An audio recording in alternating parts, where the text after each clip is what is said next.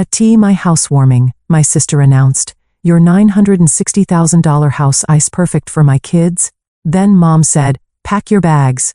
I smiled, took out my phone, and showed them the document that changed everything. Remember when you kicked me out at T18? I bought this house with... I'm Hazel Matthews, 32, standing in the foyer of my new $960,000 home, the culmination of years of sacrifice and hustle. The marble countertops and hardwood floors represent every all-nighter I pulled building my tech company. Today's my housewarming party, and I should be celebrating, but my stomach knots as my sister Cassandra struts in with our mother Eleanor. Something in their expressions makes my skin crawl. I've seen that look before. The last time was when I was 18, the night that changed everything. Before I tell you what happened next, let me know where you're watching from. Hit like and subscribe as I show you how I handled the most shocking betrayal that unfolded in my own living room. Growing up in a middle-class neighborhood in Boston shaped much of who I am today. Our family wasn't wealthy, but we were comfortable. Dad worked in finance, and Mom managed a small boutique downtown. From the outside, we probably looked like the perfect American family: 2 parents, 2 daughters, and a golden retriever named Rusty. But appearances can be deceiving. When I was 12, the foundation of our family cracked. I remember sitting at the dining table when Dad announced he was moving out. The divorce wasn't particularly dramatic, no shouting matches or thrown plates, just a quiet dissolution of a marriage that had grown cold. What followed, however, set the stage for years of family dysfunction. My sister Cassandra was 15 when she was married. By the time Cassandra turned 22, she'd met and married Eric, a young investment banker from a wealthy family. Their wedding was lavish. Mom spent nearly $50,000 she didn't really have, explaining that a daughter only gets married once. I was 19 then, working 2 jobs while attending community college, and contributed what little I could to my bridesmaid expenses. Within a year of marriage, Cassandra announced her first pregnancy. Thomas arrived, a beautiful baby boy who instantly became the center of Mom's universe. Natalie followed 2 years later, and Benjamin 3 years after that. With each child, Cassandra seemed to grow more entitled to family support, financial and otherwise. Despite having married into money, Cassandra and Eric lived beyond their means. Their house in the suburbs was too large, their cars too expensive, their vacations too extravagant. When they encountered financial difficulties, Mom was always there to bail them out, often at my expense. Your sister has 3 children to feed, Mom would say. What do you need extra money for anyway? Books? Can't you just use the library? Meanwhile, I was working myself to exhaustion. After high school, I'd set my sights on a computer science degree. Despite scoring scholarships, the financial burden was overwhelming without family support. I worked as a barista in the mornings, a tutor in the afternoons, and a data entry clerk on weekends. Sleep became a luxury I couldn't afford. Dad wasn't much help after the divorce. He moved to Chicago for work and started a new family with his second wife. Our calls grew less frequent, our relationship more distant. He sent birthday cards with modest checks but remained largely absent. I don't blame him entirely. Mom made it difficult for him to stay connected, especially with me. She'd forget to tell me when he called or accidentally delete his messages. Still, I persevered. While Cassandra was posting photos of her perfect family vacations on social media, I was pulling all-nighters coding and studying. I graduated high school at the top of my class and earned a partial scholarship to a state university. Mom attended my graduation ceremony but left early because Cassandra called with a family emergency. Thomas had a mild fever. Through it all, I never complained. I accepted that this was my reality and determined to create my own success. I didn't need their approval or support. I would build something on my own terms. What I didn't expect was how dramatically everything would change on my 18th birthday.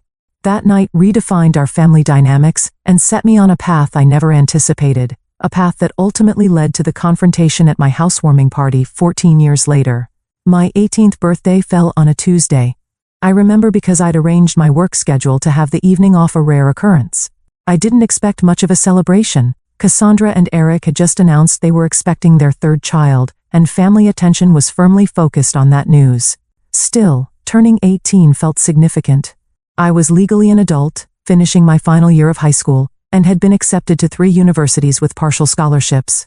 That evening, I arrived home from my tutoring job to find Mom and Cassandra sitting at our kitchen table, spreadsheets spread between them. They barely looked up when I entered. "There's leftover lasagna in the fridge if you're hungry," Mom said, eyes still fixed on the papers. I heated a plate and joined them, curious about their intense concentration. What are you working on? Mom glanced up. Just figuring out some financial matters. Cassandra and Eric need a bigger house now that Benjamin's on the way. I nodded, used to these conversations. But then I noticed a familiar, "Why do you have my college paperwork?" I asked, a chill running through me. Cassandra sighed dramatically. We might as well tell her mom. Mom straightened the papers and looked at me with an expression I'd seen many times, the one that preceded unwelcome news about family sacrifices I'd need to make. "Hazel, we need to discuss your college plans," she began. With Cassandra expecting again, they really need a 4-bedroom house. Eric's bonus wasn't as large as they expected this year, and they're a bit stretched. I sat silently, already sensing where this was heading. "The thing is," Cassandra interjected, "we've calculated everything, and even with Eric's salary and Mom helping with the down payment, we're still short." "Short for what?" I asked, though I already knew. "We need to use your college fund," Mom stated flatly. "It's not like you don't have scholarships already, and community college is perfectly respectable. You can transfer to a university later when things aren't so tight for the family." My college fund. The money Dad had started before the divorce that Mom had promised remained untouched for my education. The fund I'd counted on to cover what scholarships wouldn't. "But that's my money," I said quietly. "Dad set it aside for my education." Cassandra rolled her eyes. "Don't be selfish, Hazel. We're talking about a home for your niece and nephews. Where are they supposed to sleep? Should Benjamin just live in a closet because you want to attend some fancy university?" "That's not what I'm saying," I protested. "But I've worked so hard for this. I've maintained a 4.0 GPA while working multiple jobs. Those scholarships won't cover everything. You can take out loans like everyone else," Cassandra snapped. "Eric and I have a mortgage. That's life." "Or," Mom added, "you could live at home and attend community college. That would be much more economical." I felt something shift inside me, a lifetime of compliance and acceptance, giving way to indignation. "No." The simple word hung in the air between us. Mom blinked and used to any resistance from me. "Excuse me?" she said. "No," I repeated, stronger this time. "That money is for my education. Dad and you set it aside for me. It's not Cassandra's house fund." Mom's expression hardened. "This isn't a negotiation, Hazel. This is what's happening. Your sister has a family to provide for, and I have a future to build," I countered, my voice shaking. "I've earned those scholarships. I've worked while maintaining perfect grades. I deserve to use my college fund for college." Cassandra laughed, a cold, dismissive sound. "Oh, please. Like you know anything about real responsibility. Try having 3 children before you lecture us on what you deserve." I felt tears threatening, but held them back. "This isn't fair, and you know it." Mom stood up. Her chair screamed. "My priority is my education," I said. "That's not wrong." "Well then." Mom crossed her arms. "If that's your attitude, you have a choice to make. Accept that the money is going to help your sister, or pack your bags and figure out life on your own. You're 18 now after all." The ultimatum hung in the air. Cassandra looked smug, certain I would back down as I always had. But something had broken inside me, years of being second best, of sacrificing my needs for Cassandra's wants. I stood up slowly. "I'll pack my bags." The shock on their faces would have been satisfying if I hadn't been terrified. Mom clearly hadn't expected me to choose independence. "Don't be dramatic," Cassandra scoffed. "Where would you even go?" I didn't answer. I walked to my bedroom and pulled out my largest suitcase. With mechanical efficiency, I packed clothing, toiletries, my laptop, and important documents. Family photos stayed on the walls, they didn't feel like mine anymore. Mom appeared in my doorway as I zipped the suitcase closed. "You're being ridiculous. Sleep on it, and we'll discuss this rationally in the morning." "There's nothing to discuss," I replied, surprised by my own calm. "You've made your position clear. I'm making mine clear too."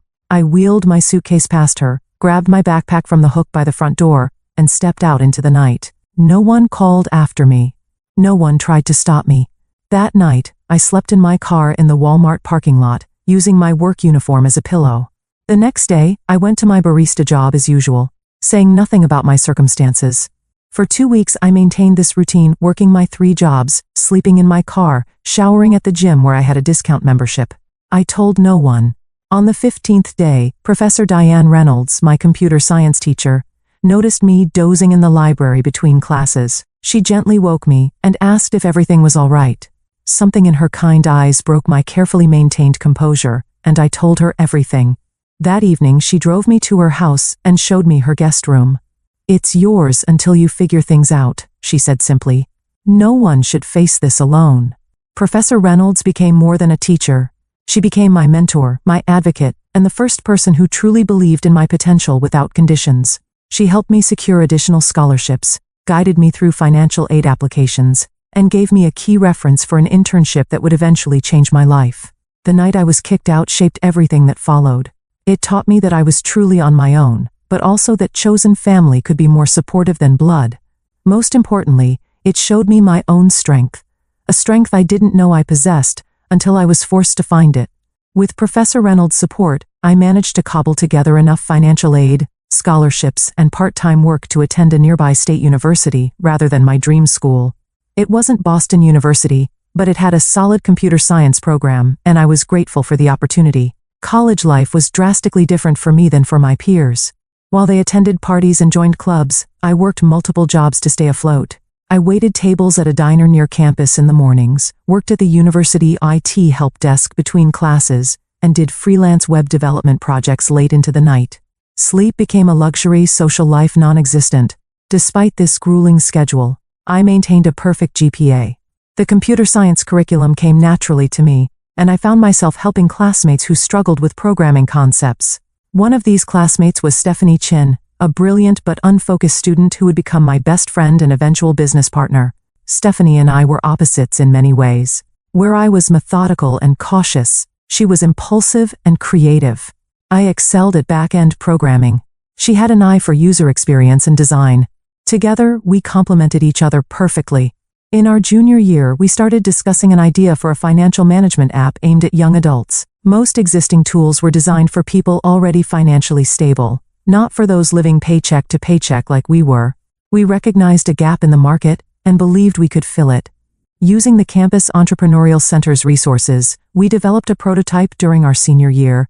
We called it Sensense, an app that helped users visualize spending patterns, automate savings, and build credit responsibly. Our professors were impressed, but more importantly, our fellow students found it genuinely useful. After graduation, Stephanie and I faced a decision: take stable corporate jobs or pursue our startup dream. The safe choice was tempting, especially given my financial insecurity. But I remembered Professor Reynolds' words: sometimes the riskiest path leads to the greatest rewards. We took the risk. Moving into a tiny roach-infested apartment to save money, we devoted ourselves entirely to developing Sensense. I coded while eating ramen noodles. Stephanie designed user interfaces until dawn. We attended every networking event, pitch competition, and startup workshop we could find. 6 months of rejections followed. Investors thought we were too young, too inexperienced, or focusing on the wrong demographic. College students don't care about financial planning, one venture capitalist told us dismissively. But we persisted. A breakthrough came when we won a small business grant that allowed us to hire our first employee, a marketing specialist, who helped us refine our messaging. We pivoted slightly, targeting recent graduates burdened with student loans rather than current students. The app gained traction slowly at first, then exponentially. A tech blog featured us in their apps to watch section. A financial influencer with millions of followers recommended Sensense to her audience. Our user base grew from thousands to hundreds of thousands. During this growth period, I occasionally thought about reaching out to my family. I'd had minimal contact with them since that night. Mom had called once, 3 months after I left, not to apologize but to inform me that they'd gone ahead with using my college fund for Cassandra's down payment. Dad sent occasional texts checking in, but our relationship remained distant.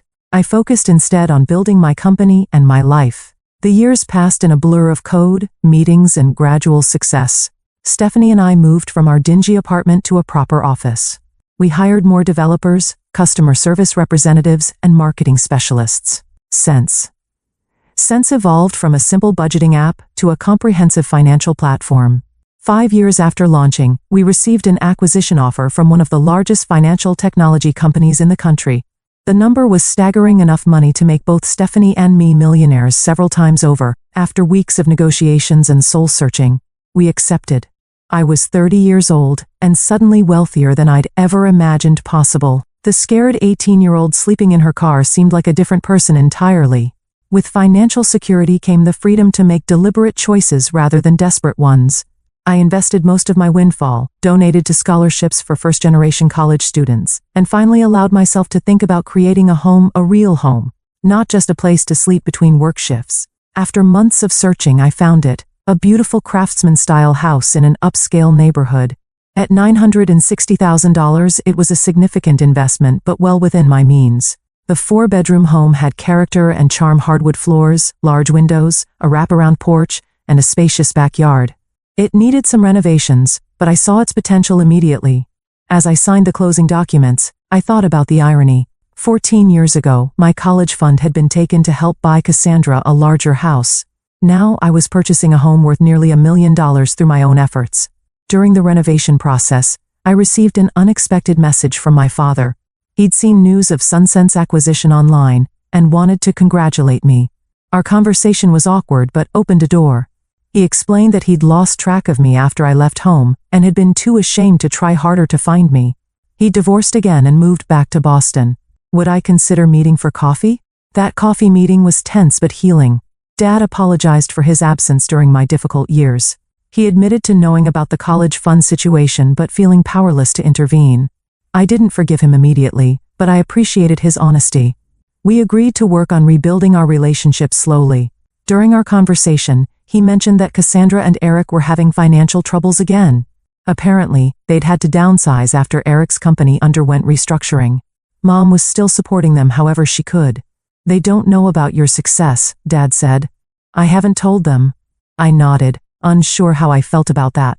Part of me wanted them to know, to see that I'd succeeded despite their lack of support. Another part preferred my accomplishments to remain private. As my house renovations neared completion, I decided to host a housewarming party.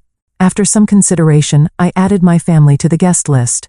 Stephanie thought I was setting myself up for disappointment, but I felt it was time to close that chapter of my life, one way or another. I sent formal invitations to Dad, Mom, Cassandra, and Eric. Dad responded immediately with acceptance. Mom called, surprised but agreeable. Cassandra sent a text, looking forward to seeing how you're doing. We'll be there. The stage was set for a reunion I never expected, one that would prove more dramatic than even I could have anticipated. The morning of my housewarming party dawned bright and clear. I woke early, despite having stayed up late putting final touches on the house. Every room was perfect: the living room with its comfortable sectional and built-in bookshelves, the gourmet kitchen with marble countertops and professional grade appliances, the dining room that could seat 12 comfortably, and upstairs, for beautifully appointed bedrooms, including a master suite with a balcony overlooking the backyard. Stephanie arrived at 10, armed with champagne and decorations. Are you sure you want to go through with this? She asked, arranging flowers in a vase. It's not too late to uninvite them. I need closure, I replied, though my stomach churned at the thought of seeing my mother and sister again. Besides, they're just 3 people out of 30 guests. If things get uncomfortable, we'll have plenty of buffers. The caterers arrived at noon, setting up stations throughout the first floor. By 3, everything was ready: food, drinks, music, and my nerves on edge. My colleagues from the tech world arrived first, followed by neighbors eager to meet the new resident on their street. Professor Reynolds came with her husband, embracing me warmly and whispering how proud she was. Friends from college, industry connections, and my financial advisor rounded out the group of early arrivals. At 4:30, the doorbell rang again. I opened it to find my father standing awkwardly on the porch, a gift bag in hand. Dad, I said, the words still feeling strange in my mouth after so many years. Hazel, he replied, his eyes taking in the house behind me. This is impressive. I invited him in, giving him a brief tour while introducing him to a few guests. He seemed genuinely pleased to see how well I was doing, if somewhat out of place among the successful professionals who filled my home. Your mother and sister should be here soon, he mentioned as we reached the kitchen. They were planning to come together. I nodded, refilling my water glass to hide my nervousness. And how are they? Dad hesitated. Managing. Eric's job situation has been tough on them. They sold their house last year and moved to a townhouse. Eleanor, your mom helps with the kids a lot. Before I could respond, Stephanie appeared at my elbow. More guests arriving, she murmured. Including, I believe, your mother and sister. Taking a deep breath, I made my way to the front door. There they stood, Eleanor, barely aged despite the 14 years since I'd seen her and Cassandra, still beautiful but with lines of stress around her eyes. Behind them stood Eric, looking significantly older and more worn than I remembered, and their 3 children, Thomas, now a teenager, Natalie, a preteen, and Benjamin, about 10 years old. "Hazel," Mom said, her voice careful. "Thank you for inviting us." "Welcome," I replied, stepping back to allow them entry. "Please, come in." The children hung back shyly, clearly coached to be on their best behavior. I smiled at them, these niece and nephews I barely knew. "There's a game room upstairs if you get bored," I told them. "Second door on the right." That broke the ice a bit. Thomas asked if I had a gaming console, and when I confirmed I did, the kids disappeared upstairs after quick thank yous. "Beautiful home," Eric commented, looking around with professional interest. "The architectural details are impressive." "Thank you," I replied. "The renovation took 6 months, but it was worth it." 6 months. Cassandra's eyebrows rose. "You must have had quite a team working on it." "I did," I confirmed without elaboration. "Would you like a tour?" Leading them through the house, I noticed Cassandra's expression growing increasingly calculating. She ran her hand along the quartz countertops, peered into closets, and made comments about the excellent space for children in the backyard. Mom followed more quietly, occasionally commenting on a decoration or asking about a feature. "This must have been quite an investment," she finally said, as we reached the master bedroom.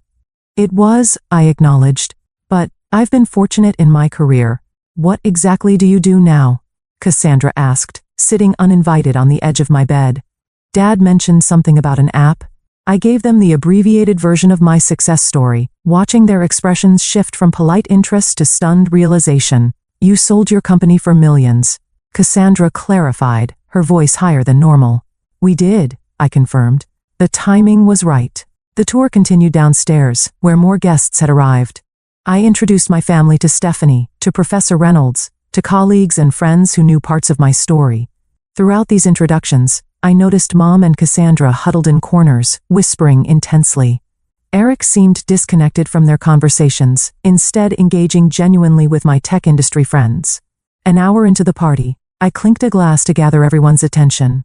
"Thank you all for coming to celebrate this new chapter with me," I began. "This house represents not just a place to live, but a milestone I once thought impossible. I'm grateful to everyone who supported me along the way." As I finished my brief speech, Cassandra stepped forward. "As Hazel's sister, I'd like to say something too." Her voice carried the confident tone I remembered from childhood, the voice that usually preceded her getting exactly what she wanted. Family is usually preceded her getting exactly what she wanted. "Family is everything," she continued, placing her hand on my arm. "And seeing Hazel's beautiful home today has made me realize how perfect this would be for our family." A confused murmur ran through the guests. "What Cassandra means," Mom interjected smoothly, "is that we're so proud of Hazel for creating a space where family can gather." "No," Cassandra corrected, her grip tightening on my arm. "What I mean is that this house would be perfect for my family. With Eric's job situation and the kids needing good schools, we've been looking for exactly this kind of home in exactly this neighborhood." The room fell silent. Even the caterers stopped moving. "Cassandra," Eric started, his face reddening. "This isn't the time or place." "It's exactly the time," she interrupted. "Hazel's always wanted to help family. She's single, no kids, and clearly doing well financially.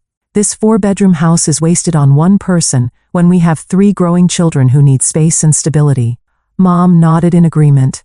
"Family." I stood frozen, unable to believe what I was hearing. After 14 years of no contact, after taking my college fund, they were now suggesting no, expecting that I would give them my house? "Hazel," Mom continued, her voice taking on the authoritative tone I remembered all too well, "you need to pack your bags and find somewhere smaller. A condo downtown would suit your lifestyle much better, and it would mean the world to your sister's family." Cassandra was already walking around the living room, pointing out changes they'd make. Thomas could take the bedroom with the bay window. Natalie would love the purple room.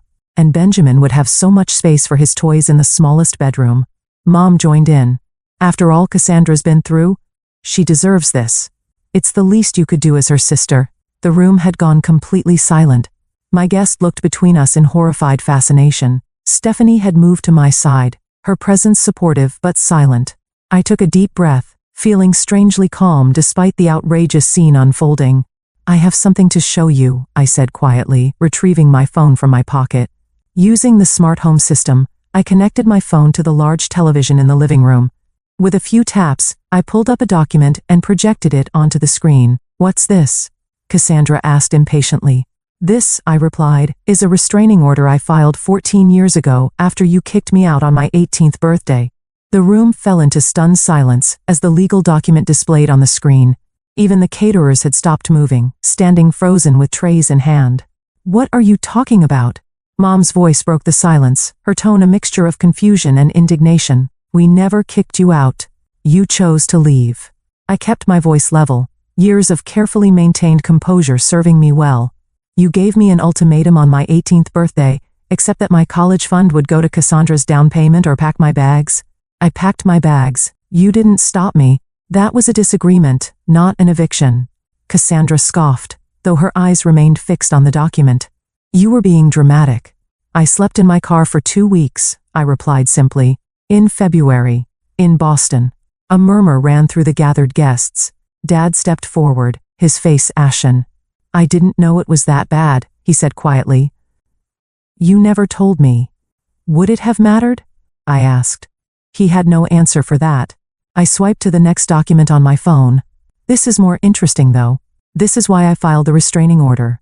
The screen now showed credit reports and loan applications all in my name, all from the period immediately after I left home. What is this? Eric asked, moving closer to the screen, his financial background allowing him to understand what he was seeing before the others. After I left, someone opened 3 credit cards and took out a personal loan in my name, I explained.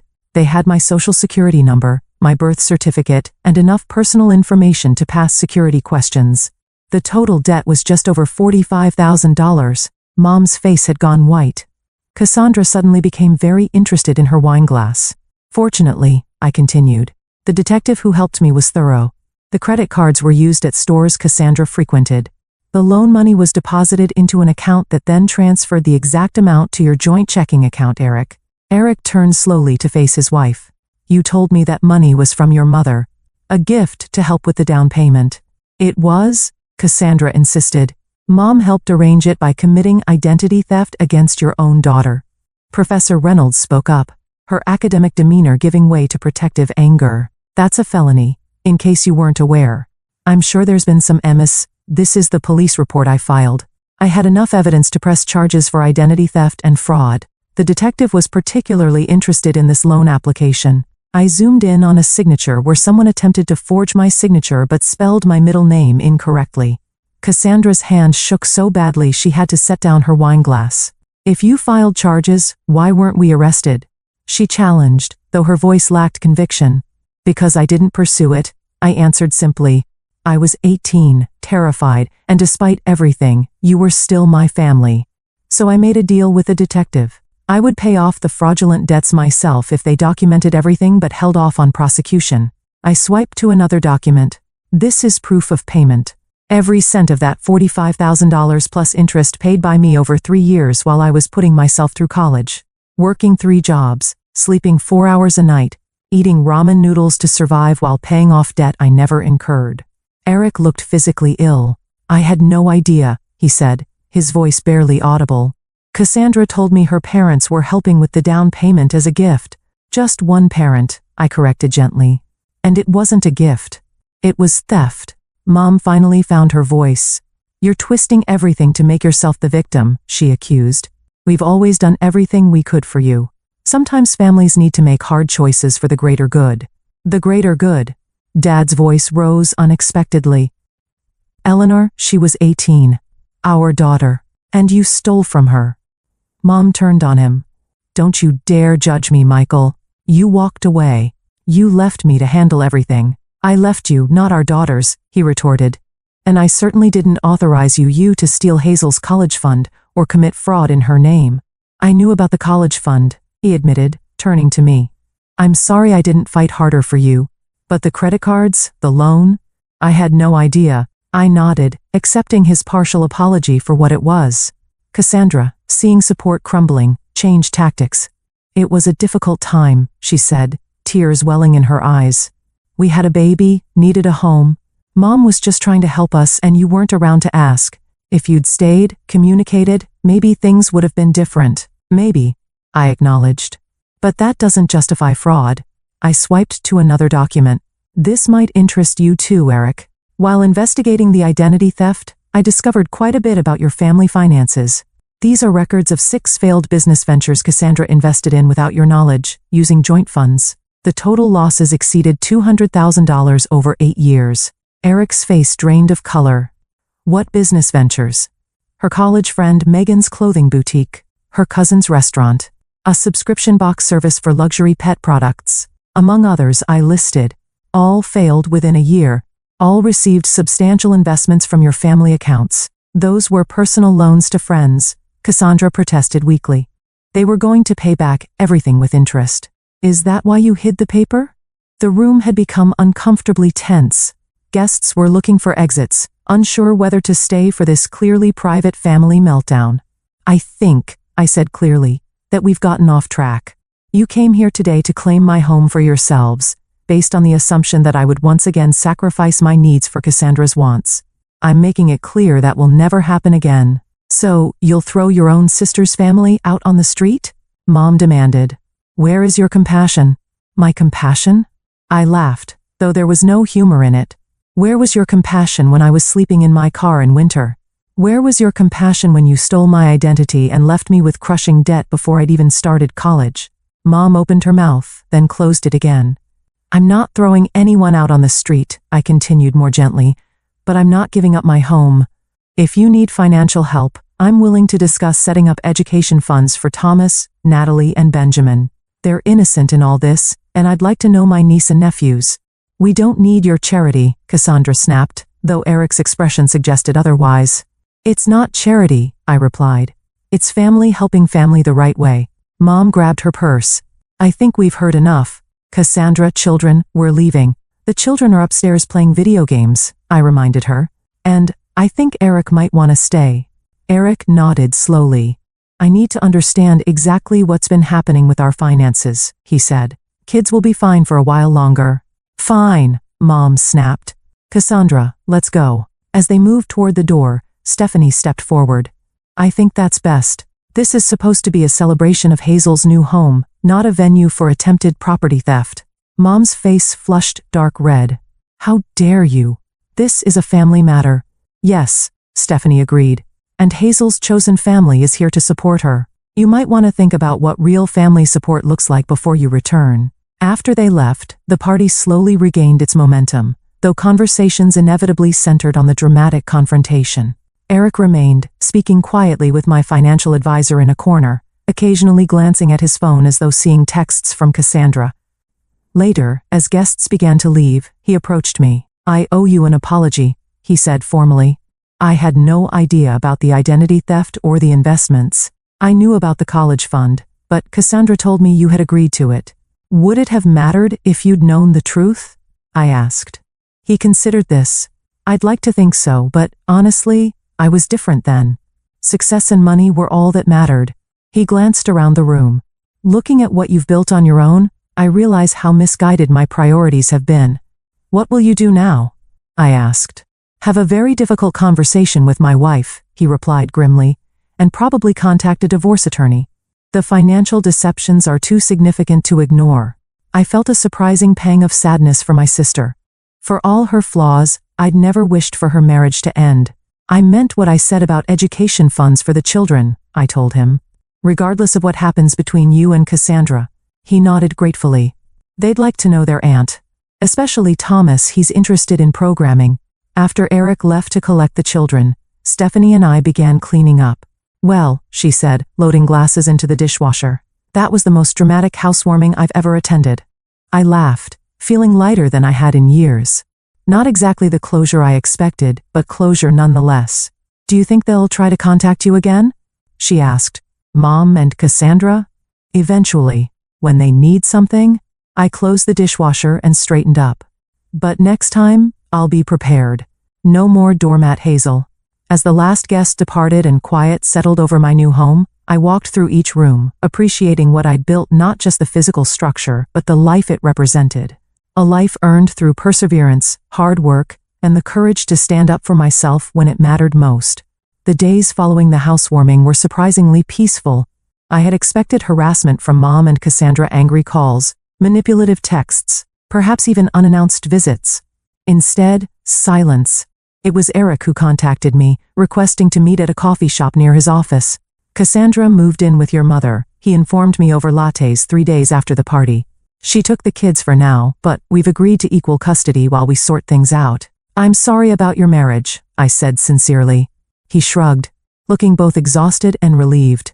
After what came to light at your party, I started digging deeper into our finances. It's worse than you know. We're not just struggling, we're nearly bankrupt. How is that possible? You had a good position at the investment firm. He emphasized. I was let go 6 months ago, downsizing. I've been working as a financial consultant since then, but making about a third of my previous salary. Meanwhile, Cassandra continued spending as though nothing had changed. He pushed a folder across the table. These are statements from accounts I didn't even know existed. Credit cards maxed out, loans I never signed for, second mortgages on the house before we sold it. Reviewing the documents, I felt a wave of déjà vu. She did to you what she and Mom did to me. Except on a much larger scale, he agreed grimly. We're talking hundreds of thousands in debt. What will you? Bankruptcy seems inevitable, he admitted. I nodded, understanding his priorities. The offer for education funds still stands. I can set up accounts that can only be used for educational expenses. That would mean everything, he said, genuine gratitude in his voice. And maybe, would you consider spending time with them occasionally? They need stable adults in their lives right now. That conversation marked the beginning of a new, and they were bright, curious children who bore the strain of their parents' conflict with remarkable resilience. About 2 weeks after the housewarming, Dad invited me to dinner. Over pasta at a quiet restaurant, he shared his perspective on the years of family dysfunction. I failed you, he said plainly. After the divorce, Eleanor made it difficult to maintain contact, but that's no excuse. I should have fought harder to stay involved in your life. Why didn't you? I asked, the question I'd held for 14 years, finally finding voice. He sighed deeply. Partly guilt. The divorce was my fault. I had an affair with my second wife before leaving. Eleanor knew, and she used that as leverage to control everything, including access to you girls.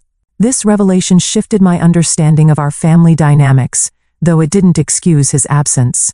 I also failed to protect your college fund, he continued. It was in a joint account with Eleanor.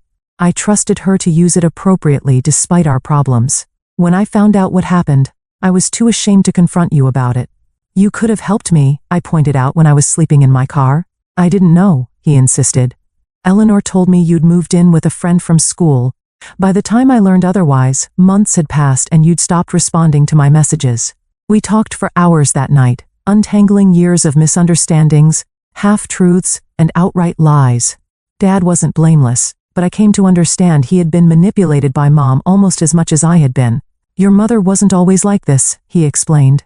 After Cassandra was born, something changed. She became obsessed with creating a perfect life for her, often at your expense. I tried to balance things, to advocate for you, but it only created more conflict. Why the favoritism? I asked, the question that had haunted my childhood. He considered this carefully. I think Cassandra reminded Eleanor of herself, the self she wanted to be. Beautiful, socially adept, traditional. You are more like me, analytical, independent, questioning. And I think that scared her. 2 days after my dinner with Dad, I received the first contact from Cassandra, a lengthy email that oscillated between apology and justification. She acknowledged the identity theft but blamed financial desperation and Mom's influence. She expressed regret for the housewarming confrontation, but maintained that her family's needs should take priority over my extravagance. Classic Cassandra, Stephanie commented when I showed her the email. Apologizing without actually accepting responsibility. At least she's acknowledging what happened, I replied, more generous now that I was safely beyond her manipulation. That's progress. Mom's approach was more direct. She began calling daily, leaving voicemails that evolved from angry accusations to tearful pleas. Families should forgive each other, she insisted in one message. We made mistakes, but so have you by embarrassing us in front of your friends. I didn't respond to either of them immediately, focusing instead on establishing clear boundaries with my therapist, Dr. Jennifer Blake. Your mother and sister exhibit classic patterns of manipulative behavior, Doctor, Blake observed during one session. They're used to you eventually giving in. Your continued boundary setting is unfamiliar and threatening to them. I feel guilty sometimes, I admitted. Especially about the kids being caught in the middle. That's natural, she assured me. But remember, you're modeling healthy boundaries for those children. And you're supporting them directly through the education funds and quality time. That's genuine family support, not the conditional kind you received. As weeks passed, the situation with Eric and Cassandra deteriorated further. Their divorce proceedings revealed even more financial deceptions. Eric filed for bankruptcy as planned. Cassandra and the children continued living with Mom, whose modest home was now overcrowded and tense. 6 months after the housewarming, Eric secured a better position at a smaller firm and rented a 3-bedroom apartment. The custody arrangement gave him the children every other week. During his weeks, I would often visit, helping Thomas with programming projects or simply providing another supportive adult presence. It was during one of these visits that Eric mentioned Cassandra had begun therapy. Her therapist suggested it might help with the divorce and financial issues, he explained. I'm skeptical about her commitment, but it's a start. Around the same time, I finally agreed to meet with Mom for coffee. The conversation was strained, but civil. She had aged visibly in the 6 months since the party. Living with Cassandra and the children is challenging, she admitted. There's no privacy, no peace. And her spending habits. She trailed off, shaking her head. You enabled those habits, I pointed out gently, for her entire life. I wanted her to have everything I didn't, Mom replied, a rare moment of self-awareness. I grew up poor, wore hand-me-downs, never had the nice things other girls had. I swore my daughter would have better. You had 2 daughters, I reminded her. She had the grace to look ashamed. I know. I convinced myself you were stronger, more independent, that you didn't need the same support. It wasn't a full apology, but it was as the 1-year anniversary of my home purchase approached, I decided to host another gathering smaller, more intimate, and limited to those who had genuinely supported me. Dad came with his new girlfriend, a kind librarian named Laura. Eric brought the children. Stephanie and Professor Reynolds attended with their partners. Colleagues who had become friends filled out the group. Cassandra had asked to come, but I wasn't ready for that yet. Instead, I invited her to bring the children for lunch the following weekend, a separate, more controlled reunion. That lunch was awkward, but important. Cassandra seemed subdued, less entitled than I remembered. Therapy is helping, she said as the children played in the backyard. I'm starting to understand why I've made the choices I have. That's good, I responded cautiously. I'm sorry, she said suddenly. For everything. The college fund, the identity theft, the housewarming disaster. I've been a terrible sister. The apology caught me off guard with its apparent sincerity. Thank you for saying that. I'm not asking for forgiveness, she clarified. Just a chance, eventually, to have some kind of relationship. For the kids, if nothing else. I nodded slowly. I'd like that too. Eventually. As she prepared to leave, Cassandra paused at the door. Your house really is beautiful, she said. And you deserve it.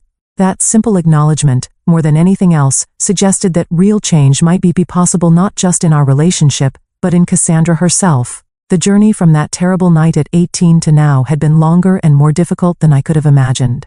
But standing in my home, watching my niece and nephews wave goodbye from Cassandra's car, I felt something I hadn't expected, not just closure, but the possibility of a new beginning on my terms, with boundaries intact and self-respect preserved. The seasons changed, and with them, so did the dynamics of my unexpected family reconciliation. Winter melted into spring, which bloomed into summer, bringing with it both challenges and moments of genuine connection. Throughout this transformation, I maintained weekly sessions with Dr. Blake, processing each interaction and setting appropriate boundaries. Healing isn't linear, she reminded me during one particularly difficult session after a tense phone call with Mom. There will be setbacks, moments when old patterns resurface. What matters is how you respond to them. That wisdom proved invaluable as I navigated my evolving relationships. Mom continued to struggle with respecting boundaries, occasionally slipping into guilt-inducing comments or subtle comparisons between Cassandra's needs and my fortunate circumstances. Each time, I would calmly name the behavior and end the conversation if it continued, a strategy that gradually reduced these occurrences. I don't understand why you're so sensitive, she complained once after I called out a manipulative remark. Families should be able to speak freely with each other. Respect isn't being sensitive, I replied evenly. It's the foundation of any healthy relationship, including family ones. These small confrontations were exhausting but necessary. I learned that maintaining boundaries wasn't a one-time declaration, but a consistent practice requiring vigilance and courage. Dad continued his efforts to rebuild our relationship, sharing stories about my childhood that Mom had controlled the narrative of for years. During one dinner, he revealed how he'd set up my college fund when I was just 2 years old, contributing to it monthly even when finances were tight. I always believed in your potential, he told me. You were reading at 3, solving complex puzzles at 4. I knew you'd need educational opportunities to match your intellect. This information both healed and hurt, affirming that at least one parent had valued my future while sharpening the betrayal of how that fund was ultimately used. More surprisingly, Dad also revealed how Eleanor had manipulated their finances during their marriage. She opened credit cards in my name too, he admitted. It was one of the factors that drove me to leave, though that doesn't excuse my affair. Did you press charges? I asked. No, he sighed. Like you, I wanted to protect the family. Despite everything, I paid off the debts and tried to move on. This pattern of financial manipulation spanning decades helped me understand that Mom's behavior wasn't just about favoritism.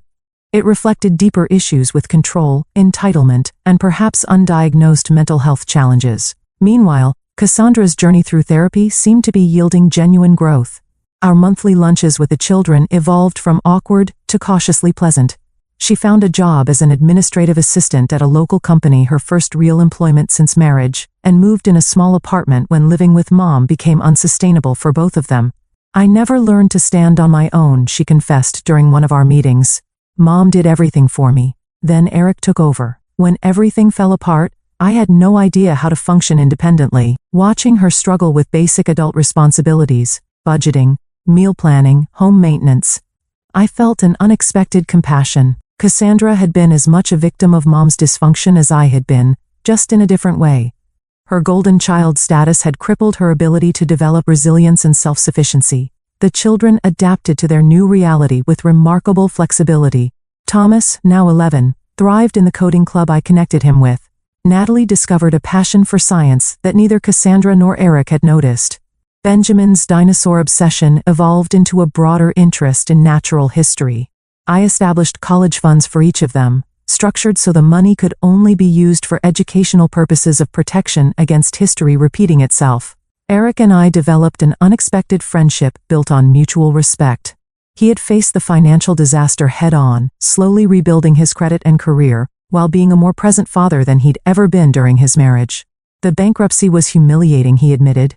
This more authentic version of Eric. Not all relationships could be salvaged, however. Mom continued to resist true accountability, oscillating between superficial apologies and subtle justifications. During one particularly difficult lunch, she suggested that my success was partially due to her tough love approach. If we hadn't pushed you out of the nest, would you have developed the same drive? She mused, as though my homelessness had been a calculated teaching moment rather than abandonment. I set down my fork carefully.